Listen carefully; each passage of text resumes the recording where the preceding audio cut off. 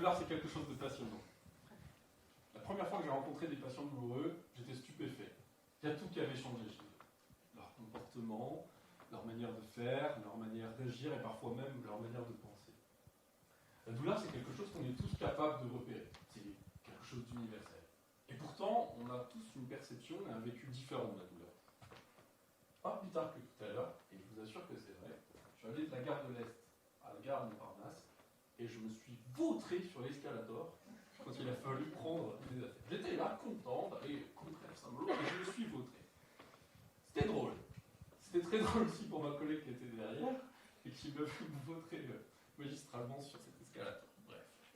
C'était drôle pour elle, c'était un peu drôle pour moi, mais moi je me suis quand même fait vachement mal. Et là, je me suis rappelé que le vécu douloureux, c'est pas toujours quelque chose de très sympa.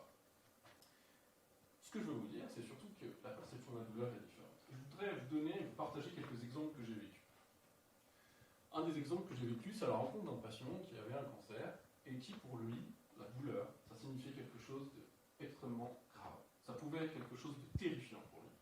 Parce que s'il avait une nouvelle douleur, ça pouvait potentiellement être synonyme qu'il avait une métastase et qu'il y a un cancer qui était en train d'évoluer à nouveau.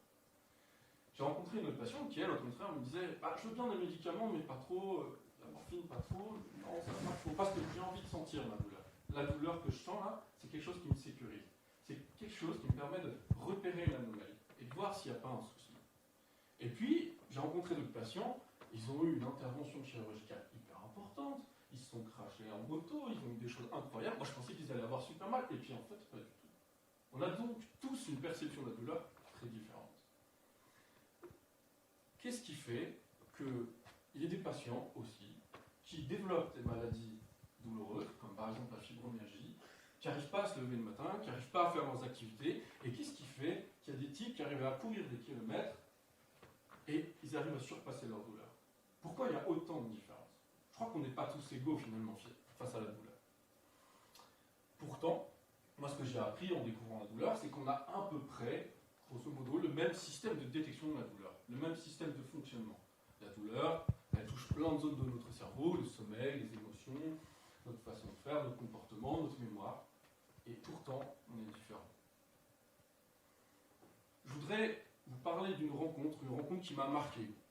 C'est la rencontre d'une patiente qui est jeune, qui est dynamique et qui, malheureusement pour elle, c'est dans le cadre de l'équipe mobile de soins palliatifs, elle a un cancer du poumon. Elle a un cancer du poumon qui est déjà évolué et qui, malheureusement, lui détruit une partie de la moelle. Elle doit se faire opérer 2 fois du dos. Et en étant opérée, elle perd la mobilité de sa jambe droite.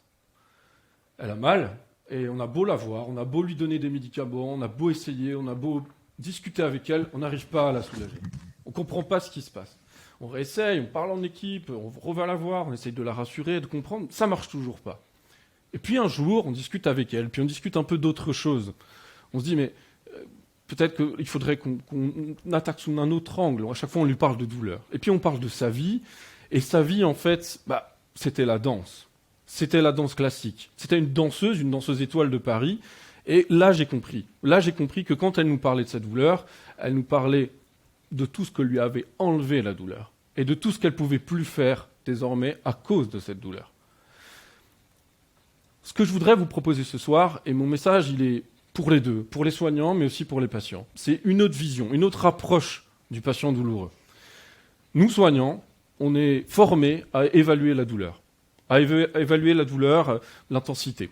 Et on peut être un peu comme ce type, là, le ciel est super beau, c'est sympa, il y a plein d'étoiles qui scintillent un peu de la même manière. On peut évaluer l'intensité, mais si on évalue juste l'intensité, on ne verra pas ce qu'il y a derrière, on ne verra pas quel type d'étoile c'est, on ne verra pas quel type de douleur c'est. On ne va pas aller bien loin avec ça. Moi, ce que je voudrais vous dire, c'est qu'il faut aller plus loin que ça. À nous, soignants, de comprendre l'histoire du patient, et à nous, soignants, de voir qu'est-ce que la douleur coûte au patient. À vous, soignants, aussi, peut-être de nous dire « là, je te donnais une valeur, mais franchement, est-ce qu'on s'en fout pas un petit peu? Est-ce que c'est pas ce qu'il y a derrière qui est important ?» La douleur, pour moi, c'est comme un trou noir qui dévore tout. C'est quelque chose qui peut être central et qui peut vraiment prendre tout sur son passage. C'est un appétit féroce. Ça peut être le centre de tout.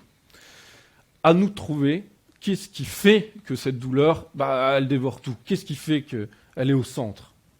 Il faut qu'on essaye de comprendre qu'est-ce que ça coûte au patient. Qu'est-ce qui fait que là, il en est à ce point-là et pas à un autre. Ce que je voudrais enfin vous dire, et je vous l'ai déjà dit au début, c'est que la douleur, c'est passionnant. Parce qu'à chaque fois qu'on va rencontrer un nouveau patient douloureux, on va rencontrer une autre histoire.